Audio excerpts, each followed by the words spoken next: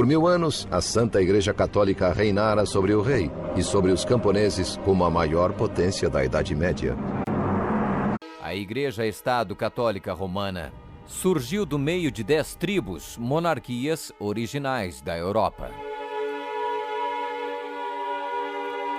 Anglo-saxões, Inglaterra; germanos, Alemanha; visigodos, Espanha; francos, França; lombardos, Itália; burgundos, Suíça; suevos, Portugal; érulos; ostrogodos; vândalos. A história registra que o Papado de Roma eliminou 3 das 10 originais tribos da Europa: os vândalos, 454 d.C., os érulos, 493 d.C., os ostrogodos, 538 d.C.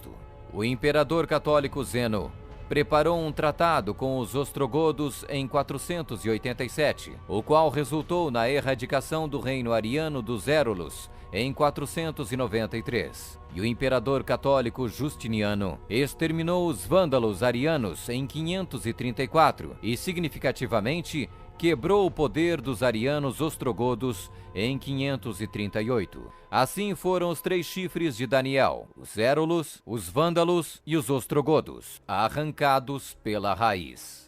Hoje não existe uma única linhagem que pode ser rastreada até um destes 3 reinos. Eles foram literalmente erradicados, arrancados pela raiz. O Papa é o único porta-voz de toda a Igreja Romana. Nós detemos nesta terra o lugar de Deus Todo-Poderoso. A tríplice coroa do Papa tem a inscrição Vicarius Filii Dei, que em latim significa o vigário do Filho de Deus. O valor numérico do título blasfêmico é 666.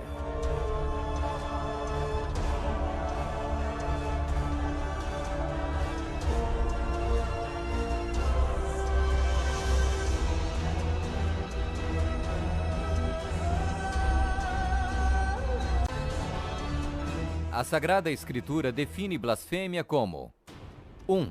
Afirmam ser Deus na terra. O Papa não é apenas o representante de Jesus Cristo, mas ele é Jesus Cristo, ele mesmo oculto sob o véu da carne. 2. Afirma o poder de perdoar pecados. Esta autoridade judicial irá até mesmo incluir o poder de perdoar pecados. 3. Perseguir o povo do Altíssimo em nome do Altíssimo. Devemos classificar a Inquisição como uma das manchas mais negras dos registros da humanidade. Alguns historiadores estimam que mais de 100 milhões de pessoas foram mortas pela Igreja Romana durante a Inquisição. Sob um véu de cristianismo, a besta perseguiu e matou os verdadeiros seguidores de Deus.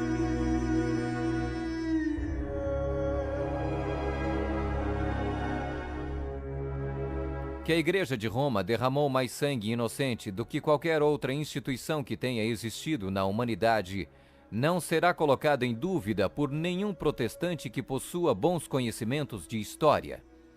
É impossível formar uma ideia completa do enorme número de vítimas, e é quase certo não existir poder de imaginação capaz de compreender adequadamente seu sofrimento. O Papa é de tão grande autoridade e poder que pode modificar, explicar ou interpretar mesmo as leis divinas. O domingo é uma instituição católica e sua pretensão de observância pode ser defendida somente em princípios católicos. Do início ao fim das Escrituras, não há uma única passagem que justifique a transferência do culto público semanal do último dia da semana para o primeiro. A Igreja Católica declara naturalmente ter sido a mudança do sábado para o domingo um ato seu, e o ato é um sinal de sua autoridade eclesiástica. O papado também removeu o segundo mandamento, que proíbe a adoração de ídolos. a fim de manter 10 mandamentos. Eles dividiram o 10º mandamento em 2 partes. 538 d.C. O papado, trabalhando em conjunto com o governo civil, acabou com o poder dos ostrogodos, deixando sua reivindicação de supremacia eclesiástica incontestada. A Igreja Romana poderia e pode exercer sua plena autoridade. 1798 d.C. Em 1798, o general Berthier da França fez a sua entrada em Roma, aboliu o governo papal e estabeleceu um secular. O papado governou durante exatamente 1260 anos, a partir de 538 até 1798. A suprema humilhação da Igreja veio quando Pio VI foi expulso de Roma pelos exércitos franceses em 1798 e no ano seguinte foi levado cativo por eles e arrastado de volta para a França, onde morreu. O papado foi mortalmente ferido.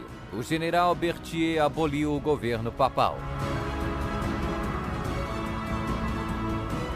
A ferida começa a sarar e o papado revive. 1929. Roma foi concedida o soberano estatuto extraterritorial em 1929 pelo Tratado de Latrão e Concordata. Eis que venho sem demora. Bem-aventurado aquele que guarda as palavras da profecia deste livro.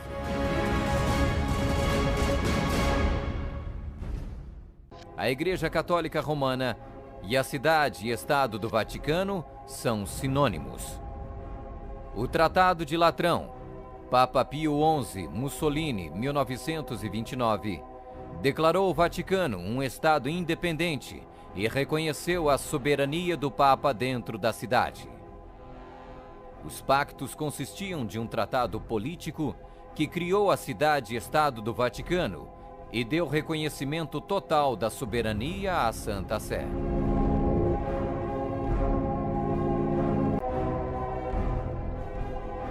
A cidade das 7 colinas.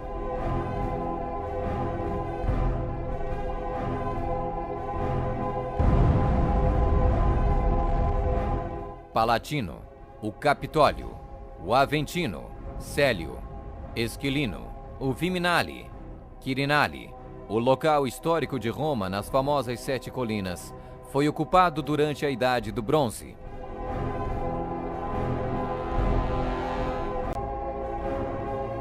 A cor para os bispos e outros prelados é púrpura, para os cardeais é escarlate. A cruz peitoral deve ser feita de ouro e decorada com pedras preciosas. Esse é o Vaticano. Nos esconderijos sombrios que detêm os segredos desta antiga instituição. Por 20 séculos, o Vaticano tem sido ligado a quase todos os principais eventos da história. Este é o Vaticano que você não conhece. Com pouco mais de 100 acres, 8 cidades do Vaticano poderiam caber dentro do Central Park de Nova York. E apesar de ser o menor país do mundo, atrás de suas paredes existem os segredos mais bem guardados da história. E os mais cobiçados que são mantidos nos arquivos secretos do Vaticano. Durante séculos, os cofres secretos do Vaticano têm sido alvo de especulações e teorias de conspiração. Alguns pensam que eles guardam artefatos valiosos roubados de Jerusalém durante as cruzadas. Outros afirmam que eles contêm documentos indicando que o Vaticano apoiava os nazistas. Por volta do século IV, o cristianismo passou a dominar, tanto que o imperador romano Constantino constrói uma nova igreja na colina do Vaticano. Apesar do local exato do túmulo de Pedro ser desconhecido, a igreja é construída onde dizem que seus ossos estavam.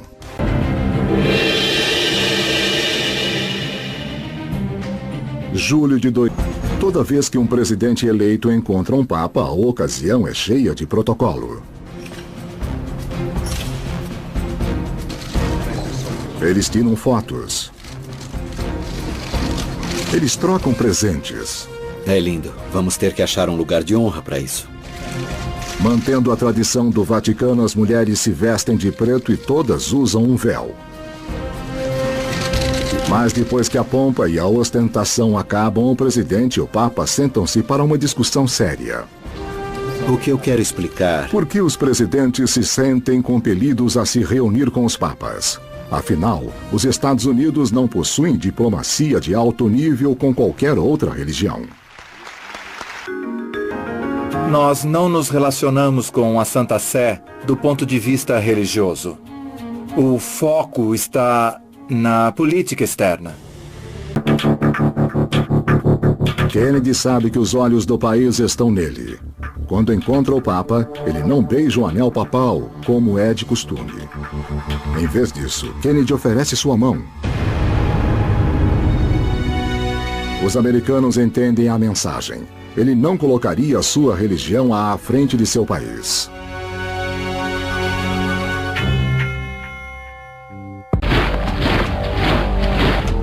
Enquanto a Guerra Fria entre os Estados Unidos e a União Soviética força superpotências à beira da Terceira Guerra Mundial, o Vaticano prova que pode ser de valor estratégico para os Estados Unidos.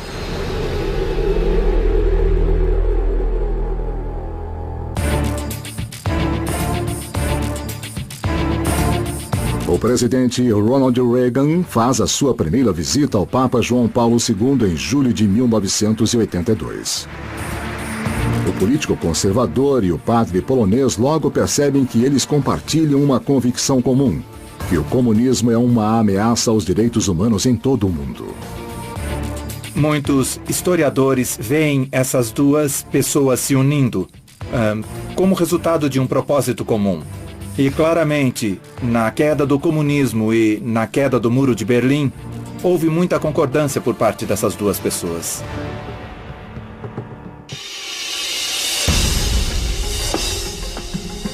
Enquanto Reagan intimida os soviéticos com um acúmulo de mísseis, o Papa João Paulo se reúne secretamente com o chefe da CIA americana.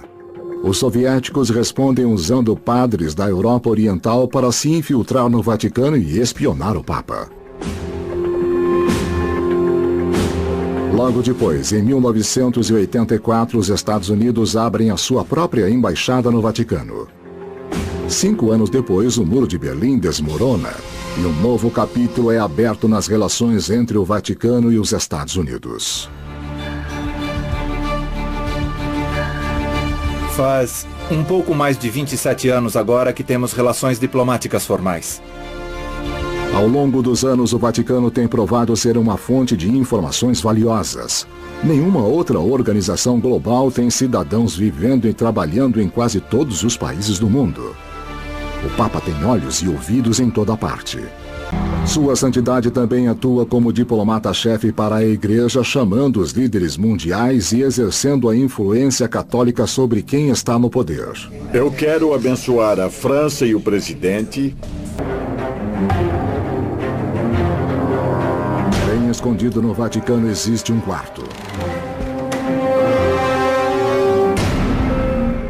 onde podem ser encontrados os tesouros mais valiosos do Papa.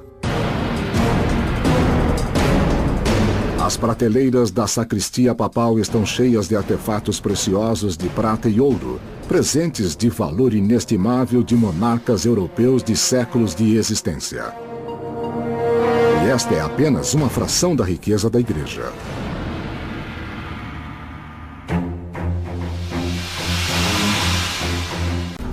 No interior, há alguns dos tesouros mais valiosos do catolicismo que foram usados por papas durante séculos. O irmão Edward Dahlen é um monge agostiniano que nos dá acesso especial a esse acervo de valor inestimável. Isso não é um museu, é um tesouro. A maioria dos tesouros do Vaticano é do Renascimento, o auge do poder da Igreja e de sua corrupção.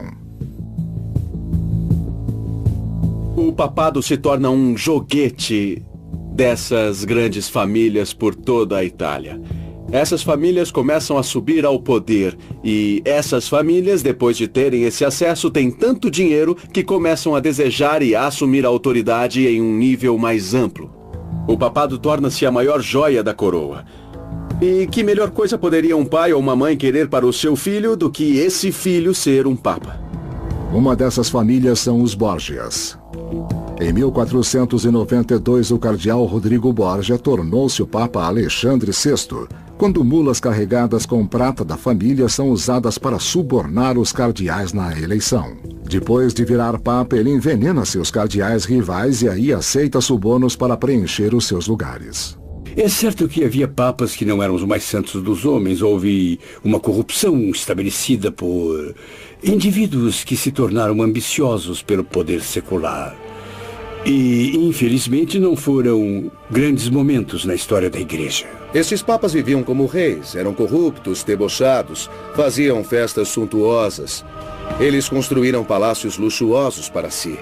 Faziam a Paris Hilton parecer uma verdadeira mendiga.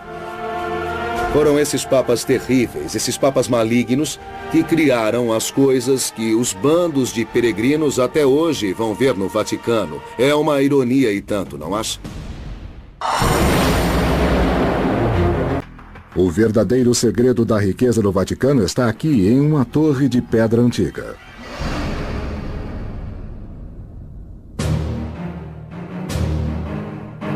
É a sede de uma das instituições financeiras mais secretas do mundo, o Instituto de Obras Religiosas, mais conhecido como o Banco do Vaticano. O Banco do Vaticano é uma espécie de entidade separada que gerencia fundos para ordens religiosas, para padres e coisas assim em todo o mundo. Os depositantes do banco são os funcionários do Vaticano e agências, assim como outras organizações católicas. O banco investe seu dinheiro através de vários fundos, e suas receitas são usadas para apoiar obras religiosas em todo o mundo. A quantidade de riqueza que o Banco do Vaticano controla é um segredo muito bem guardado. Não sabemos quantos bilhões de dólares são mantidos no Banco do Vaticano. O homem mais responsável por sua segurança é o Dr. Domenico Gianni, diretor do Gendarme Vaticano.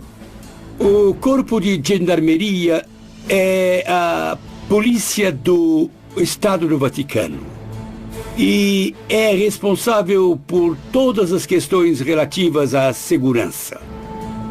Membros da Gendarme sempre mantêm um olhar atento, porque, acredite ou não, se for medida em relação à sua pequena população, a cidade do Vaticano tem a maior taxa de criminalidade do mundo.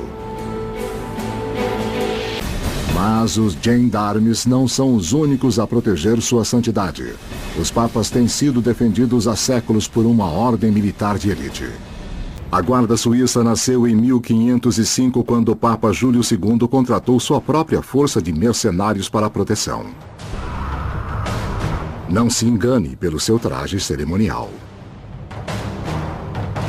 Eles podem ser o menor exército no mundo, mas a Guarda Suíça é uma força militar muito real. A Guarda Suíça tem atiradores altamente qualificados, que treina com rifles de assalto SG-550 e submetralhadoras MP-7 com balas que furam uma blindagem. Fogo!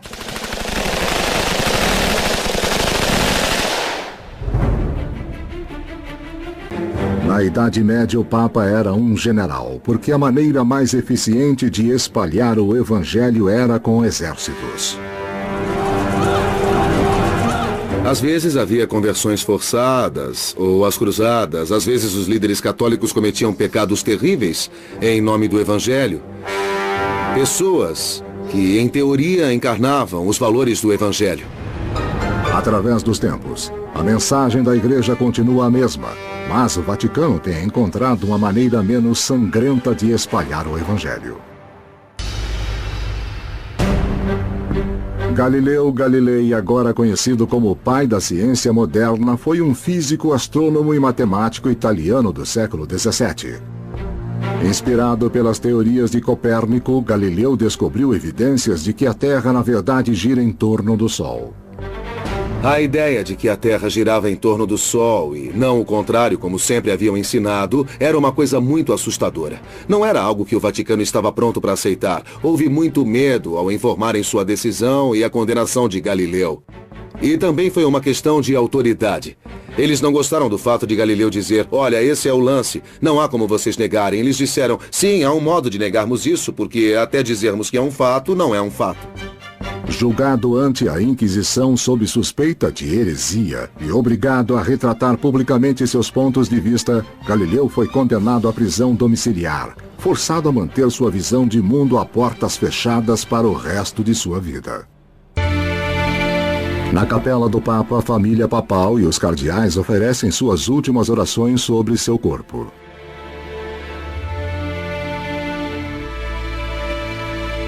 Em seguida, seu corpo é colocado como está na Sala Clementina, onde dignatários e chefes de Estado vêm prestar suas últimas homenagens.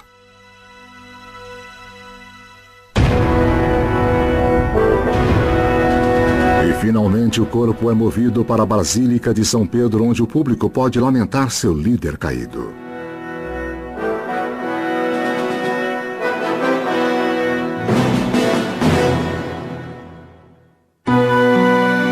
Tradicionalmente, o Papa é colocado em um caixão de cipreste com uma seda branca que cobre suas mãos e rosto. Quando a última oração é recitada, o Papa é levado para as catacumbas sob São Pedro, onde ele é finalmente sepultado. O mestre incontestável das ondas televisivas foi o Papa João Paulo II. As câmeras transformaram o comunicador carismático em um dos papas mais populares de todos. Por João Paulo II ter sido um ator, ele tinha o dom de poder se comunicar com as pessoas usando habilidades teatrais sem ser teatral. Ele se ajoelhava, beijava o chão, se inclinava para beijar pessoas doentes. Ele era um mestre da ação simbólica. E aquilo era perfeito para a televisão.